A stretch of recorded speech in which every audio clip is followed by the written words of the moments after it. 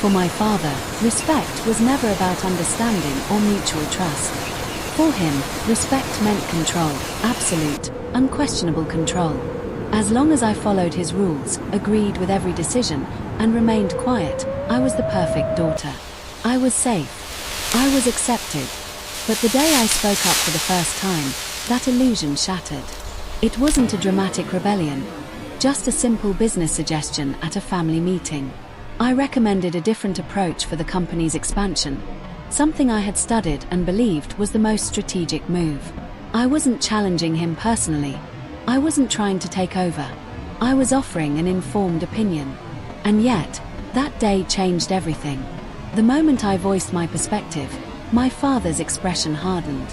His response was swift, cold, and final.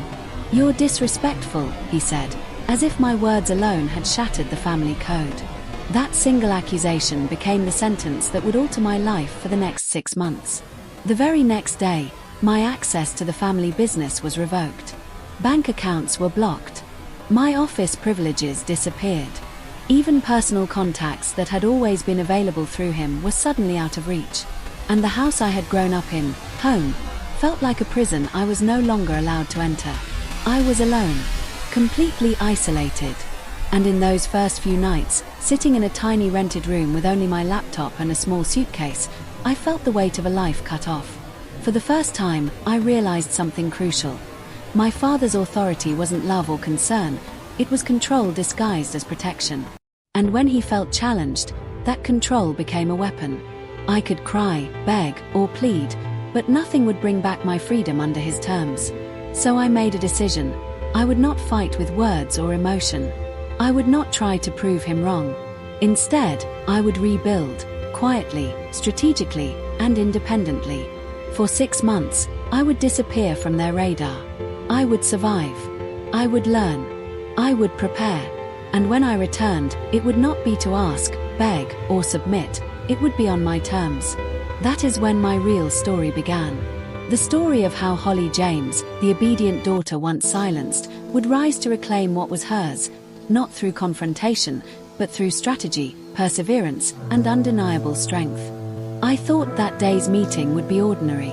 At most, a normal business discussion among family and company members. I had no intention of arguing.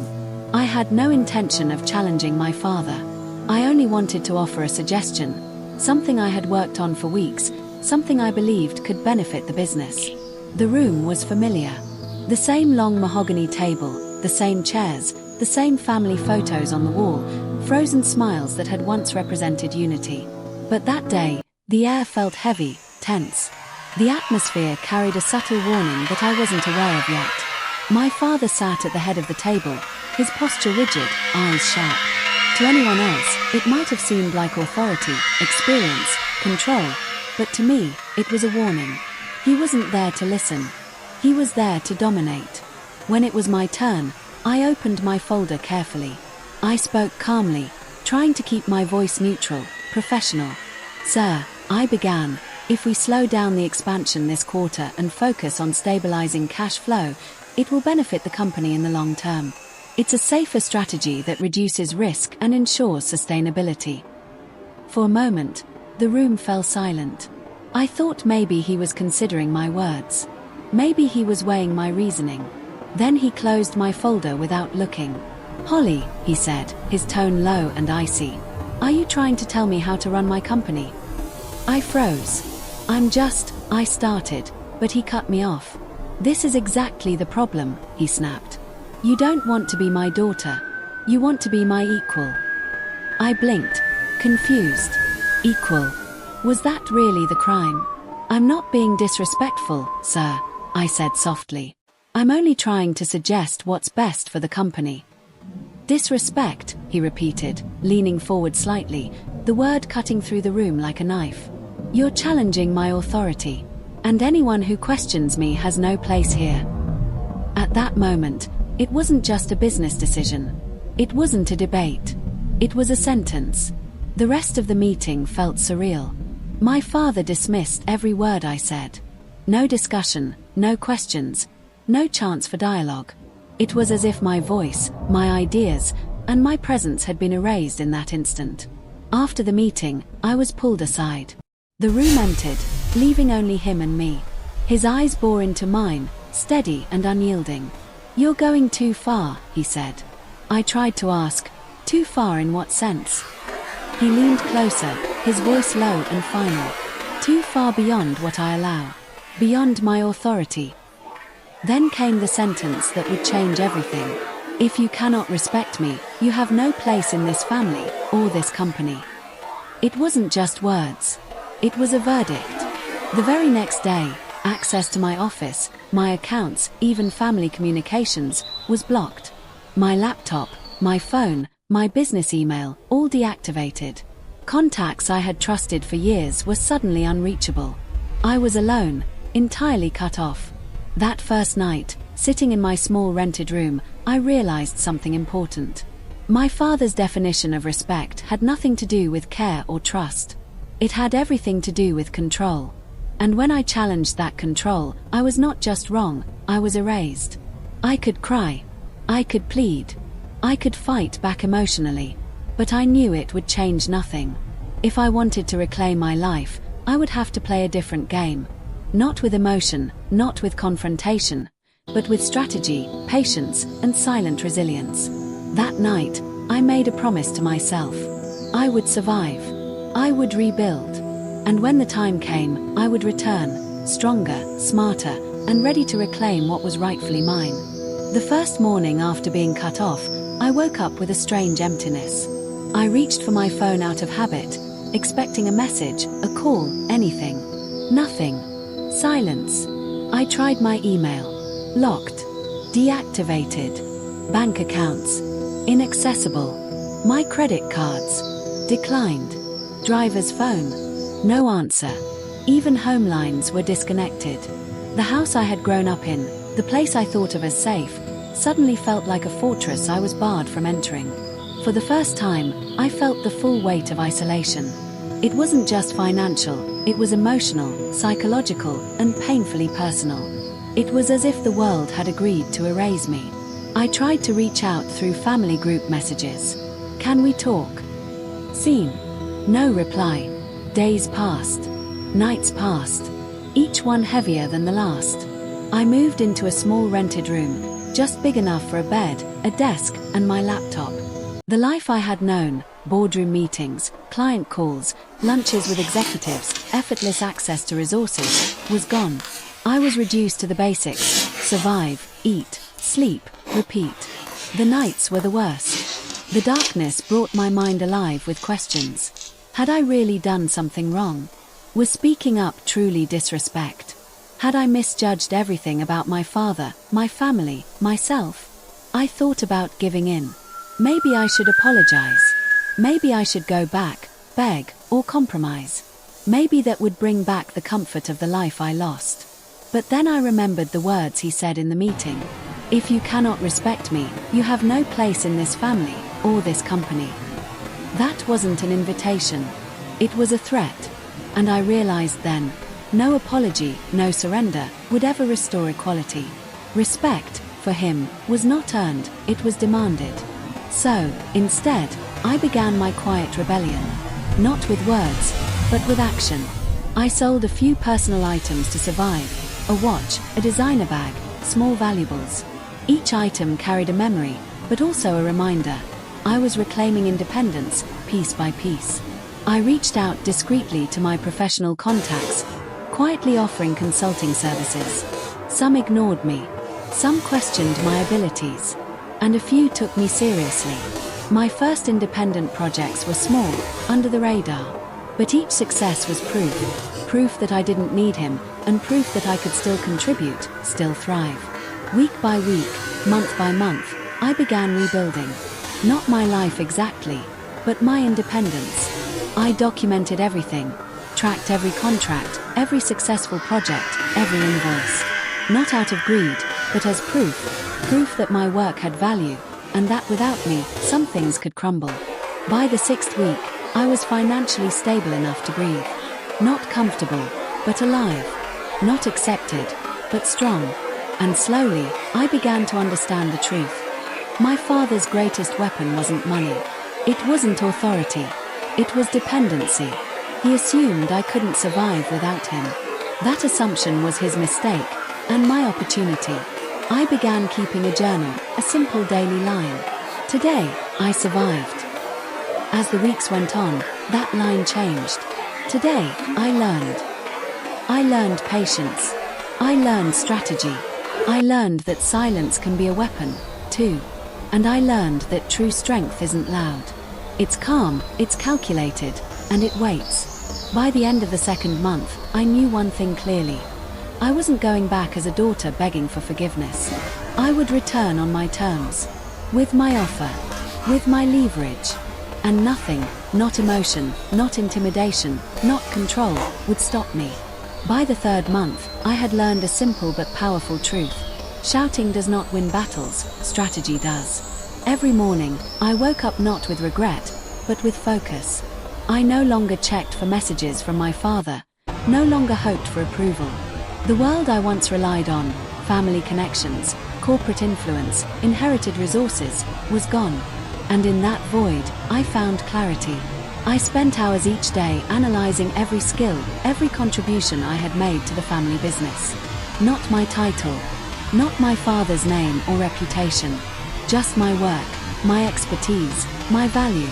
Supply chain optimization, crisis management, vendor negotiations, operational restructuring. Every decision I had quietly influenced over the years. And now, for the first time, it was entirely mine. I stopped thinking like a daughter and started thinking like a strategist. I built a plan. Step 1. Financial independence. Every consulting project, no matter how small, was logged meticulously. Every invoice, every contract, every positive outcome was documented. I wasn't just surviving, I was creating evidence of my capability. Step 2. Quietly rebuilding my network. Vendors and clients who once worked under the umbrella of the family empire were now independent connections. I reached out discreetly, offering consulting services, without mentioning my father or our family drama. Many ignored me. A few doubted my ability, but some trusted me, and those few became the lifeline that fueled my comeback. Step 3. Preparing leverage. I studied my father's business filings, public reports, vendor dependencies, and cash flow structures. Where were the weaknesses? Where could decisions be influenced? Where would the absence of my input hurt most? Every spreadsheet, every note, every email I had saved became a piece of a puzzle, my puzzle. And slowly, a sense of empowerment began to replace the fear and anger. I realized that my father had one critical weakness. He underestimated me. He assumed I was powerless because I was cut off. He assumed I would crumble under isolation. That assumption would be my advantage. Nights were long, but productive. While the city slept, I analyzed, planned, and projected. Each late night, I reminded myself, you are not the powerless daughter they think you are. You are the force they have ignored. I also learned the value of restraint. I resisted the temptation to lash out, to confront, to prove myself in ways that might alert him too soon. Patience was now my weapon. Every move, every action, was calculated. Every success, quietly earned. 3 months in, my first small consulting contract was completed flawlessly. I didn't announce it. I didn't share it. But the client was thrilled, and word of mouth began slowly spreading my reputation. Slowly, I became Holly James, independent strategist, not just my father's daughter. By month 4, I had established a rhythm. My independence was no longer fragile, it was resilient. I had built my own safety net, a system where my knowledge, skill, and documented evidence were my shields and weapons. And for the first time, I imagined the future, not as a daughter under his control, not as someone asking for approval, but as an equal standing across the table. I didn't yet know how the confrontation would unfold, but I knew this. When the time came, it would not be emotional. It would not be dramatic. It would be precise, undeniable, and legally unassailable. This silent rebuilding was not just survival, it was preparation. Preparation to reclaim what was rightfully mine, without begging, without apology. And in that quiet, calculated solitude, I found my power. By the 4th month, I realized that surviving wasn't enough. I needed more. I needed leverage, a way to ensure that when I stepped back into their world, I would do so not as a pleading daughter, but as someone whose absence and presence carried equal weight. The first step was research. Every late night, I pored over business filings, vendor contracts, internal memos, and financial statements. What most people saw as routine numbers, I saw as hidden opportunities. Mistakes my father had made in assuming control. Loopholes in agreements. Dependencies no one else noticed. I had been part of the inner workings for years, quietly influencing decisions, negotiating deals, ensuring smooth operations. No one had recorded it, no one had acknowledged it. But now, I had all the proof. Each spreadsheet, each email, each invoice was a weapon I had never realized I possessed. I called it my hidden leverage. The more I studied, the more I understood. My father's authority had always been conditional. Not legal, not absolute. And while he could control me emotionally, he couldn't erase the value I had created, or the knowledge I possessed. I started cataloging everything meticulously. Not for revenge. Not for dramatic confrontation. Only as preparation. Every documented success became a potential shield, every contract clause a strategic advantage. At the same time, I began quietly rebuilding my professional network. Clients and vendors I had once connected with through the family business were approached with subtlety. I offered my services, not as the daughter, but as Holly James, an independent strategist with results. Some turned me down. Some doubted me. But a few trusted me implicitly. Those few became my foothold. I realized a critical truth. My father's biggest weapon was the assumption of dependency. He thought I needed him. He thought I couldn't survive without his approval, his resources, his influence. That assumption was my greatest advantage. Nights were dedicated to refining my strategy. I mapped out financial dependencies, potential legal maneuvers, and pathways to reclaiming control. Not violently, not emotionally, but with precision and inevitability. And as I worked, I began to feel a sense of power I had never known. Not loud or boastful, but quiet and unstoppable. The final piece was legal consultation. I reached out discreetly to a lawyer experienced in inheritance and corporate law. One meeting changed everything. "Ms. James," he said, reviewing my meticulously organized documents, "you're not just your father's daughter. You are a key contributor. And legally, your absence can be significant." It was the confirmation I needed. My leverage wasn't hypothetical. It wasn't imagined. It was real, and it was actionable. I left the office that day with clarity. I wasn't plotting revenge. I was planning balance. The next time I walked into that room, I would do so on my terms, armed with strategy, documentation, and undeniable leverage. And in that quiet, focused preparation, I felt a surge of calm determination. The silent rebuilding was over. The next phase was approaching, the phase where I would turn the tables, not with emotion, but with calculated inevitability. It was a quiet morning when I walked into Mr. Reynolds' office for the first time. No fanfare, no dramatic entrance. Just a small, tidy room lined with books, a polished wooden desk, and the faint smell of coffee. But the moment I sat down, I felt the weight of purpose. This wasn't a casual consultation. It was the blueprint for the next phase of my life. Mr. Reynolds, a seasoned lawyer with decades of experience in corporate and inheritance law, looked at me with calm intensity. He had seen ambitious children, power struggles, and family feuds. But there was something in my preparedness, in the way I had meticulously organized my documentation, that made him pause. "Ms. James," he said, flipping through the neatly labeled folders, "you are not just your father's daughter. You were a key contributor to the family business, and legally, your absence is significant." I listened carefully, absorbing every word. The documents I had spent months collecting, the emails, spreadsheets, internal memos, vendor contracts, suddenly transformed from mundane records into evidence, leverage, and power. He continued, pointing to one particularly complex vendor agreement. "Here's a clause your father overlooked.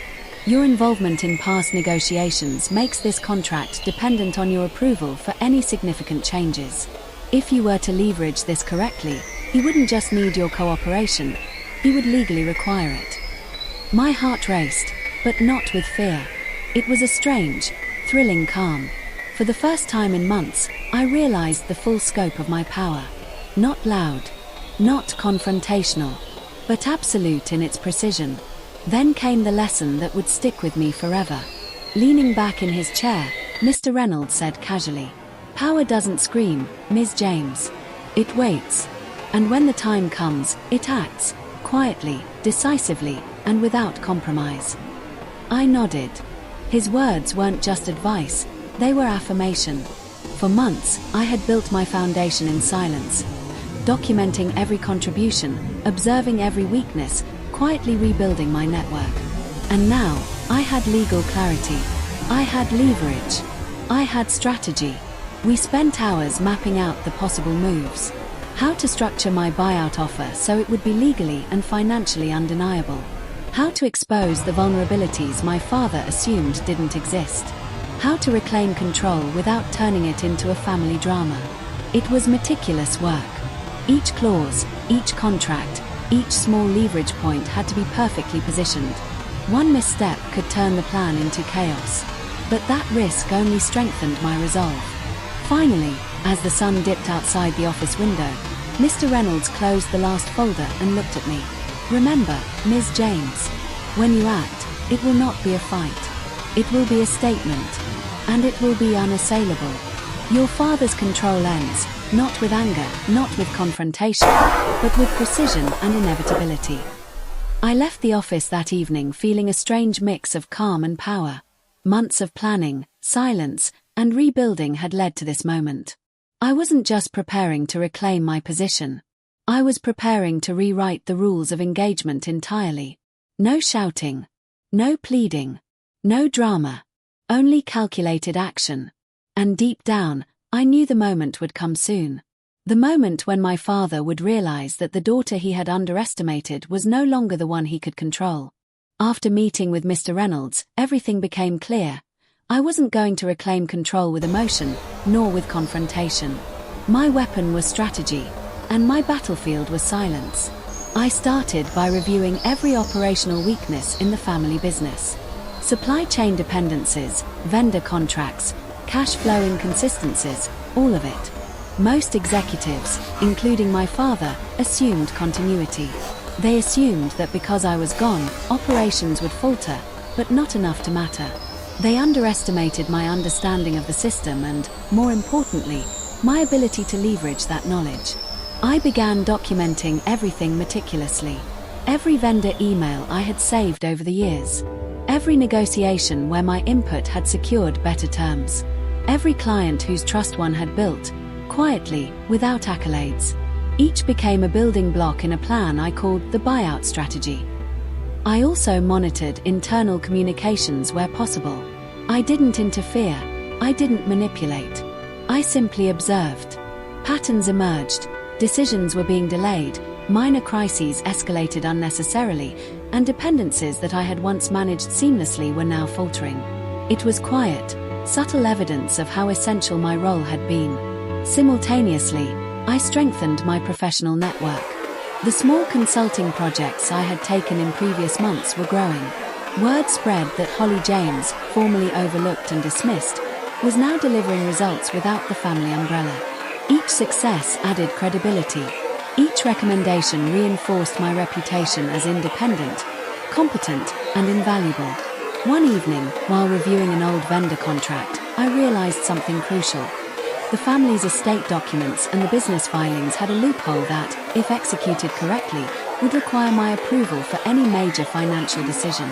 Not optional, not negotiable, it was legal leverage that even my father had overlooked.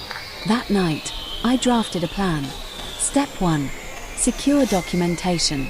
Everything I had collected over months became organized, indexed, and ready for legal presentation. Step 2. Client and vendor validation. I quietly ensured that key contacts would testify, if necessary, about my role in maintaining the company's operations. Step 3. Strategic timing. The buyout offer could not appear impulsive. It had to be perfectly timed, backed by undeniable evidence and legal framework. Any premature action could alert my father or my family to the leverage I had quietly amassed. I also spent hours mentally rehearsing the confrontation. I imagined his reaction. I imagined my aunt trying to manipulate the situation. But I wasn't planning drama. I was planning clarity, precision, and inevitability. By the 5th month, I was ready. Financially, professionally, legally, I had rebuilt myself stronger than ever. Emotionally, I had learned to remain detached. This wasn't about revenge. This wasn't about proving him wrong. It was about ending control. The plan was simple, silent, and unstoppable. I would make the offer. I would leverage every fact, every contract, every documented contribution. And I would do it with calm authority. No pleading, no shouting, only undeniable proof. And as I looked over the documents one last time that night, I felt it. The quiet power I had earned over months of isolation. I wasn't the powerless daughter he had dismissed. I was the strategist he had underestimated. And soon, he would realize that underestimating me had been his biggest mistake. By the 6th month, I had transformed from the isolated daughter my father believed I was into a force he had ignored. Quietly, deliberately, I had built financial independence, documented my contributions, and prepared legal leverage that was undeniable. The first step in action was subtle but powerful. I arranged a discreet meeting with key vendors, those who had always relied on my judgment and expertise. I presented myself not as Holly, the daughter, but as Holly James, independent consultant. There was no drama, no emotional appeal, just professionalism, clarity, and results. I reminded them of past successes, referenced the contracts I had helped negotiate, and reinforced my authority with calm confidence. By the end of the meeting, they were aligned. The message was clear. I was essential, independent, and capable. Next came the clients. I reached out quietly, offering solutions to ongoing issues that my father's oversight had neglected. Again, I positioned myself as a neutral, expert strategist. Each successful recommendation created ripple effects within the company, quietly highlighting the cracks in my father's control. And then came the legal preparations. I met again with Mr. Reynolds, presenting every contract, every vendor alignment, every internal dependency I had documented over months. He reviewed them with the precision of a surgeon. "Ms. James," he said, looking up from the papers, "this is your leverage. It's undeniable. And if you play this correctly, your father won't have any choice but to engage on your terms." It was time. I drafted the buyout proposal meticulously. Every clause, every figure, every demand was calculated, not to punish, not to humiliate, but to shift control legally and unassailably. I knew that my father's reaction would be emotional, but the law doesn't care about emotion. It cares about evidence, contracts, and precision. The day I sent the proposal, I felt a calm I had never known. No trembling, no anxiety. Just the quiet satisfaction of someone executing a plan months in the making. The effects were immediate. Within hours, the first phone calls arrived, from vendors, from internal managers, even from my father's legal team. Questions, clarifications, hesitation. For the first time, he was realizing that my absence had not weakened me, it had strengthened me. It was subtle, almost invisible to an outsider, but I could feel the cracks forming in his control. The authority he had wielded like a sword was now contested legally, financially, and strategically. That night, I reflected on the journey. 6 months of silence, careful planning, rebuilding, and preparation. And now, the first move had been executed flawlessly. I was no longer reacting to my father's control. I was dictating the terms of engagement. And in that quiet, decisive moment, I realized something powerful. Control isn't taken with anger or drama. Control is taken with preparation, leverage, and the courage to act when the time is right. The first strike had been made. The next phase, full engagement and final resolution, was approaching. By the 7th month, the dynamics had shifted entirely.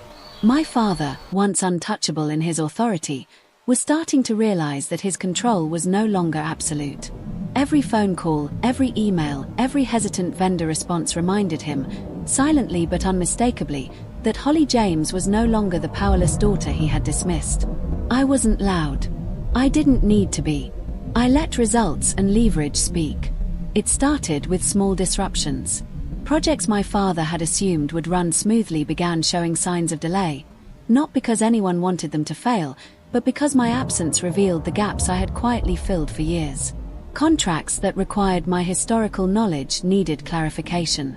Vendor relationships that relied on my negotiation skills now faced obstacles. And that's when I struck legally. I sent precise, structured communications through Mr. Reynolds. Clear documentation of past contributions. Concrete evidence of the operational gaps created by my absence. A structured timeline for the buyout proposal. Each message was calm, professional, and unambiguous. There was no emotion, no accusation, only facts backed by law and strategy. Within days, responses came, not with anger, but with a mix of confusion and hesitation. My father was forced to engage. He couldn't ignore the evidence. His control, the thing he had wielded like an unbreakable shield, was now under scrutiny. I remember one late evening call with Mr. Reynolds. He leaned back in his chair, reviewing the latest responses. "Holly," he said, a rare smile crossing his face. "He's realizing the gap you've created isn't just operational, it's leverage. And now, he has no choice but to negotiate." Negotiation. That word felt like victory.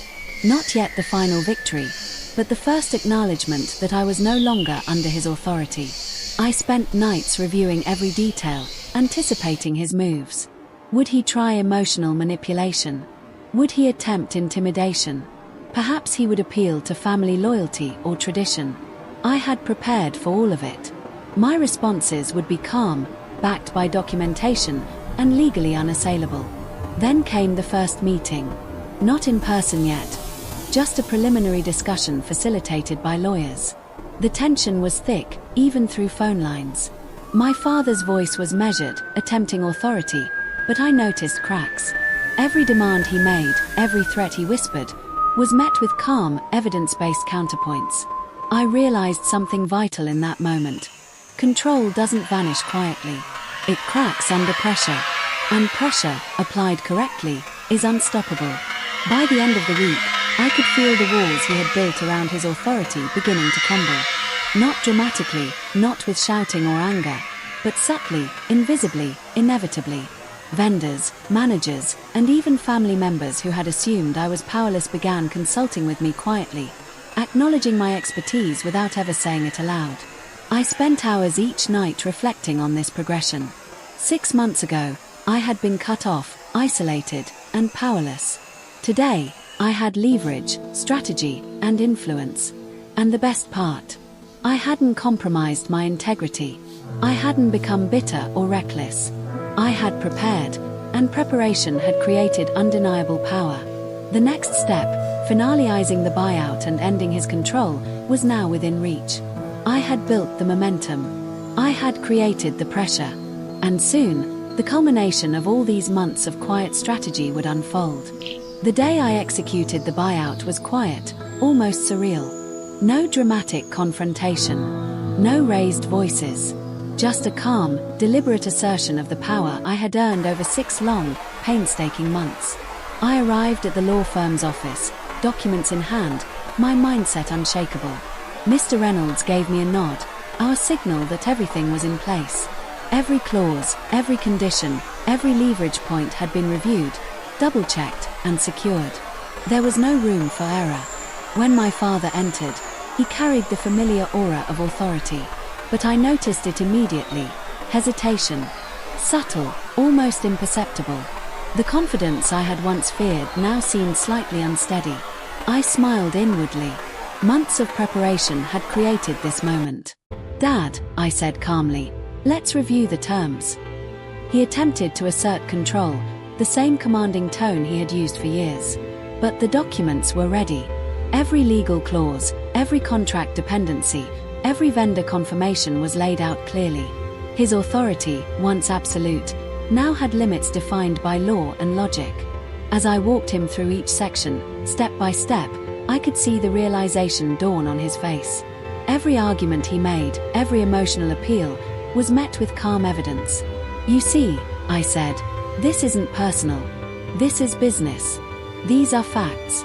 And according to the agreements and legal statutes, this is how it works." For the first time, I heard the hesitation in his voice, not just confusion, but acknowledgement. He realized that my absence hadn't been weakness, it had been preparation. My leverage was undeniable. The final moment came when I presented the offer. Structured, fair, yet assertive. The buyout wasn't punitive, it was precise, legal, and non-negotiable. Mr. Reynolds watched silently as my father read through the documents. He paused, swallowed, and for the first time, the commanding figure I had grown up under seemed uncertain. This can't be," he muttered. "Yes," I said quietly. "It is. And it's final." The room was silent for a long moment. My father's control, the thing he had wielded for decades, was gone.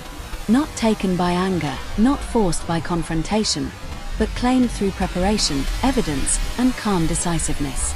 As the paperwork was signed, the reality set in. I had done it. I had ended the control that had dictated my life. I was no longer at the mercy of his authority. I had regained freedom, independence, power. The fallout was immediate. Managers, vendors, and even family members who had quietly watched this unfold began acknowledging my role, sometimes with surprise, sometimes with reluctant respect. The authority my father had assumed was now shared, or in some cases, replaced entirely by my influence. Walking out of that office, I felt a mixture of relief and quiet triumph. I had not only survived but had reclaimed my life on my terms. And deep down, I knew that months of patience, strategy, and silent determination had paid off. This was more than just a buyout. It was a declaration. Underestimating me had been their biggest mistake. The weeks following the buyout were surreal. Life, once dictated by my father's control and rigid authority, now unfolded on my terms. Every decision, every choice, every step I took was mine to make, and it felt exhilarating. The first morning after finalizing the buyout, I sat in my new office, a modest space, yet filled with light and possibility. No inherited furniture, no family portraits, just clean walls, a simple desk, and the knowledge that every success from now on would be earned, not dictated. The calls from family were hesitant at first. My father, once commanding and unyielding, now spoke with an unusual restraint. I could hear the tension in his voice, the realization that the daughter he had tried to erase was now untouchable. "Are you managing everything okay?" he asked during one call. "Absolutely," I replied calmly, not a trace of hesitation. "Everything is under control." There was a long pause, and in that silence, I realized something important. Control had finally shifted. Not violently, not dramatically, but unequivocally. My mother, my siblings, and even extended family began reaching out, not with apologies, but with acknowledgement. Some were tentative, some cautious, but all of them now recognized my independence and capability. I had moved from being underestimated to being respected quietly, if reluctantly. I spent the next few weeks consolidating my position. Projects I had quietly started during my months of isolation were now flourishing. My professional network, strengthened over half a year of silent preparation, provided both opportunities and support. I wasn't just independent, I was thriving. And then came the emotional closure. I allowed myself to reflect, not with bitterness, but with clarity. The anger I had felt when cut off had been replaced by a deep understanding. My father's definition of respect was flawed, his authority conditional, and my strength always latent, waiting for the right moment. I realized that true victory wasn't about revenge. It wasn't about proving anyone wrong. It was about freedom, agency, and the ability to make choices for yourself. And for the first time in years, I felt fully in control of my life, my career, and my destiny. Weeks later, during a calm afternoon, I walked past the corporate building where my father still worked. I paused, looking at it with a quiet smile. For decades, That building had been a symbol of control, of power he wielded over me and others. Now, it was simply a building. I had taken nothing by force, achieved nothing by confrontation. Every step had been measured, precise, and deliberate. My father's control had ended, not through drama, but through preparation, patience, and strategic action.